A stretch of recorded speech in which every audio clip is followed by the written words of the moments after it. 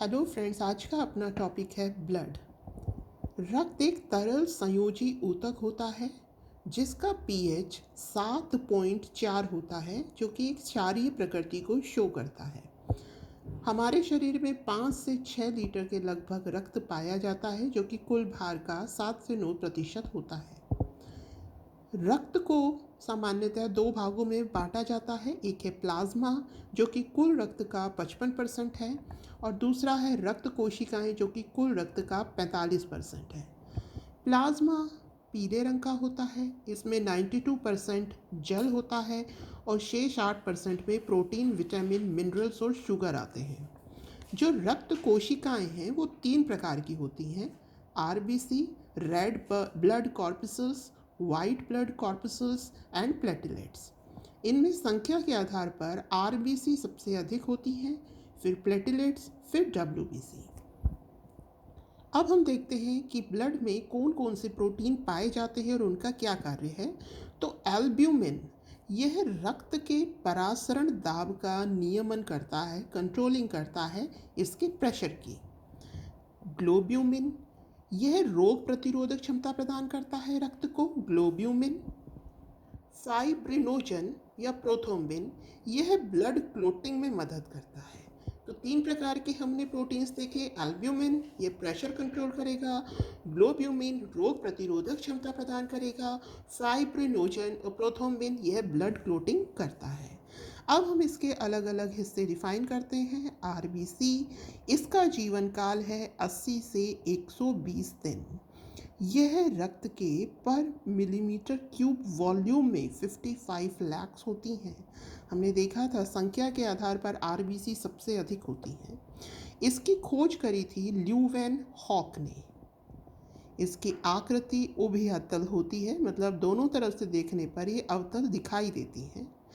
दोहरी झिल्ली वाले कोशिकांग इनमें नहीं पाए जाते। आरबीसी में क्या पाया जाता है? हीमोग्लोबिन। इसका निर्माण प्लीहा में होता है। तो प्लीहा को blood bank of human body कहते हैं। आरबीसी का कब्रिस्तान भी प्लीहा को कहा जाता है। डेड आरबीसी कन्वर्ट हो जाती हैं यूरोक्रोम में, प्लीहा में जाकर यूरोक्रोम में कन्वर्ट हो जाती हैं, जिसका उत्सर्जन मूत्र द्वारा होता है, और इसी के कारण जो मूत्र का रंग है वो थोड़ा पीलापन लिए हुए होता है। सामान्यतः आरबीसी का कार्य ऑक्सीजन और कार्बन डाइऑक्साइड का संवहन करना होता है। आगे है डब्ल्यूबीसी, वाइट ब्लड कॉर्पसल्स। इनको ल्यूकोसाइट भी कहते हैं। इसका निर्माण अस्थि मज्जा में होता है। आरबीसी का निर्माण कहाँ हुआ था? प्लीहा में। इसका निर्माण कहाँ होता है? अस्थि मज्जा में। इसकी संख्या कितनी होती है? 6 से 11,000 पर मिलीमीटर क्यूब में सबसे कम पाई जाती है। ये इसका कार्य क्या है? उसका कार्य क्या था आरबीसी का? O2 और CO2 का संवहन करना। इसका कार्य क्या है? एंटीजन और एंटीबॉडीज़ का निर्माण करना। अब हम देखें निर्माण के आधार पर ये 2 प्रकार की होती हैं, अकणिकामय और कणिकामय, मतलब जिनका कणिका रूप हो।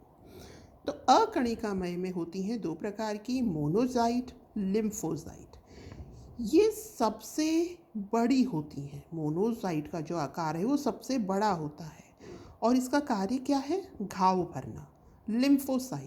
लिम्फोसाइट ये सबसे छोटी होती हैं और बीमारी से बचने में यही मदद करती हैं। हमने देखा है डब्ल्यूबीसी क्या करती है? बीमारी से बचाती है। तो उसका कौन सा? लिम्फोसाइट जो हैं वो बीमारी से बचाती है। मोनोसाइट सबसे बड़ी होती हैं, लिम्फोसाइट सबसे छोटी होती हैं। मोनोसाइट घाव बनने का काम करती हैं, लिम्फोसाइट बीमारी से बचाती हैं। अब कणिकामय में बेसोफिल, इओसिनोफिल, न्यूट्रोफिल। इसमें न्यूट्रोफिल की संख्या सबसे ज़्यादा होती है। कणिकामय, बेसोफिल, इओसिनोफिल, न्यूट्रोफिल, सबसे ज़्यादा संख्या में क्या पाई जाती हैं? न्यूट्रोफिल। अगर हम अनुपात देखें आरबीसी और डब्ल्यूबीसी का, तो ये 600 अनुपात 1 होता है। आगे चलते हैं प्लेटिलेट्स में। प्लेटिलेट्स को मेगा कैरियोसाइट भी कहते हैं। इनकी संख्या 1 से 4 लाख होती है पर मिलीमीटर क्यूब में। इसका काम क्या है? ये रक्त के बहाव को रोकती हैं। ये केंद्रक विहीन कोशिकाएं होती हैं। आपने देखा होगा डेंगू और चिकनगुनिया में प्लेटलेट्स की संख्या कम हो जाती है। एक बात और ध्यान रखिएगा, हिपेरिन, याद रखिएगा हिपेरिन। हिपेरिन रक्त को जमने से रोकता है। रक्त को जमने से कौन रोकता है? हिपेरिन। तो हमने ब्लड के पार्ट्स देख लिए। अब आगे हम देखते हैं कि जिन नर्व्स में ब्लड फ्लो होता है वो कौन कौन सी होती हैं। एक होती है धमनी, आर्टरी, एक होती है वेन या शीरा। हम इसमें डिफरेंस करते हुए पढ़ते हैं तो ज़्यादा बेटर रहेगा। धमनी की बात करते हैं तो धमनी शरीर में धसी होती है। धमनी धसी होती है, याद रखिएगा, मतलब अंदर को होती है। और ऊपर जो दिखाई देती हैं वो कौन सी होती हैं? ये होती हैं शिरा। धमनी धसी होती हैं और ऊपर कौन सी दिखाई देती हैं? शिरा। अब जो अंदर धसी हुई हैं उनमें बहता है शुद्ध रक्त और इसमें होता है अशुद्ध रक्त। शुद्ध रक्त का कलर कैसा होगा? रेड, मतलब इसमें क्या प्रेजेंट होगा? ऑक्सीजन।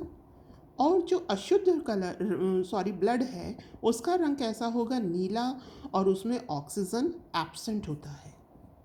इसमें वॉल्व अनुपस्थित होते हैं, इसमें वॉल्व उपस्थित होते हैं। जैसा कि आपने कभी देखा होगा अपने बॉडी पर बाहर कभी चोट लग जाती है तो थोड़ा खून निकल कर रुक जाता है, बट कभी इंटरनल ब्लीडिंग, जब एक्सीडेंट वगैरह हो जाते हैं, जब इंटरनल ब्लीडिंग शुरू हो जाती है तो वहाँ पर क्योंकि वॉल्व प्रेजेंट नहीं है इसलिए वहाँ खतरा ज़्यादा होता है। धमनी की जो दीवारें हैं वो मोटी होती हैं, वेन्स की, शीरा की दीवारें पतली होती हैं। सबसे बड़ी धमनी उदरीय महाधमनी होती है। सबसे बड़ी शीरा अग्र व पश्च महाशीरा होती है। आगे हम चलते हैं ब्लड ग्रुप्स में। इसके बाद में कि अगली संतति का, माता पिता का ब्लड ग्रुप क्या है, अगली संतति का क्या होगा, वो मैं आपको नेक्स्ट वीडियो में बताऊंगी। उससे पहले नॉर्मल हम ब्लड ग्रुप के बारे में जान लेते हैं। तो ब्लड ग्रुप्स की खोज करी थी लैंडस्टीनर ने। ये 4 प्रकार के होते हैं, ए बी ओ। रक्त समूह एंटीजन 2 प्रकार के होते हैं। एक तो है ABO, शर्करा और ग्लाइकॉन, और प्रोटीन किसमें? RH में। एंटीजन प्रत्येक रोग के लिए एंटीबॉडी का निर्माण करता है। एंटीजन क्या करता है? किसका निर्माण करता है? एंटीजन एंटीबॉडी का निर्माण करता है। अब हम देखते हैं एंटीबॉडी। इसे प्रतिरक्षी कहते हैं, इसे इम्यूनोग्लोबिन भी कहते हैं। रक्त में एंटीजन के विपरीत 2 प्रकार की एंटीबॉडीज बनती हैं। ये सामान्यतः वाई शेप होती हैं। ये एमिनो एसिड्स होते हैं। अब जैसे हम बात करें ब्लड ग्रुप की, तो ब्लड ग्रुप अगर ए है, अगर ब्लड ग्रुप ए है तो उसका एंटीजन ए होगा और एंटीजन के अपोजिट बनती है एंटीबॉडी। एंटीबॉडी क्या होगी? बी। अगर ब्लड ग्रुप बी है तो उसका एंटीजन भी बी होगा और उसकी एंटीबॉडी क्या होगी? इसके एंटीजन के अपोजिट यानी कि ए। अगर ब्लड ग्रुप ए बी है तो उसका एंटीजन ए बी होगा और ए बी का अपोजिट क्या? कुछ नहीं, यानी कि इसकी कोई भी एंटीबॉडी नहीं होगी। ओ, ब्लड ग्रुप है ओ, तो इसका एंटीजन क्या होगा? होगा ही नहीं, क्योंकि यहाँ ओ है। इसका अपोजिट क्या होगा? दोनों, यानी कि एंटीबॉडी क्या होगा? A B. अब हमारे ब्लड ग्रुप में पॉजिटिव और नेगेटिव भी पाया जाता है। ये RH प्रोटीन के द्वारा पाया जाता है। RH प्रोटीन रीसस बंदर से प्राप्त किया गया। तो अगर हमारे ब्लड में RH प्रोटीन प्रेजेंट होता है तो वो पॉजिटिव कहलाता है और इसकी एब्सेंस नेगेटिव कहलाती है। एक बात और जान लीजिए, यूनिवर्सल डोनर जो सबको रक्त दे सकता है वो है O- और यूनिवर्सल एक्सेप्टर ये है AB+। आगे मैंने यही बता रखा है, यदि रक्त में RH फैक्टर उपस्थित हैं तो ब्लड ग्रुप पॉजिटिव, एब्सेंट है तो नेगेटिव। जो RH है ये 417 एमिनो एसिड का प्रोटीन होता है। कितने एमिनो एसिड होते हैं RH में? 417। और ये क्या होता है? हमने पीछे भी देखा था, प्रोटीन होता है। तो आई होप आपको इस समझ में आ गया होगा। Thank you. नेक्स्ट वीडियो में मैंने आपको बता ही दिया है हम क्या पढ़ेंगे। Have a nice day.